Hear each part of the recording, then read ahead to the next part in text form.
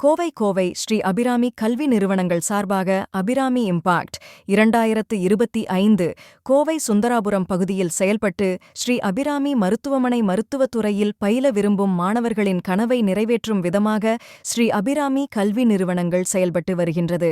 இந்நிலையில் அபிராமி நிறுவனங்கள் 5 முக்கிய மருத்துவக் கல்வியுடன் அபிராமி இம்பாக்ட் 2025 நிகழ்வு அபிராமி நர்சிங் கல்லூரி அரங்கில் நடைபெற்றது.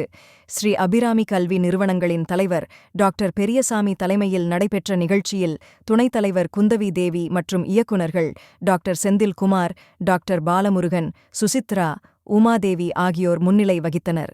விழாவில் சிறப்பு விருந்தினராக தமிழ்நாடு டாக்டர் எம்.ஜி.ஆர்.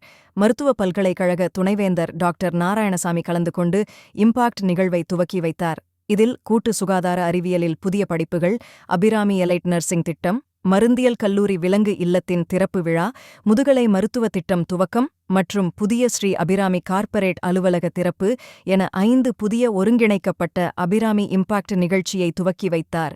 இதில் பேசிய அவர், மருத்துவத்துறை மற்றும் சுகாதார கல்வியை மேம்படுத்துவது மற்றும் எதிர்கால தொழில்நுட்பங்களை கருத்தில் கொண்டு அபிராமி கல்வி நிறுவனங்கள் புதிய வசதிகளை துவக்கியுள்ளதாக கூறினார்.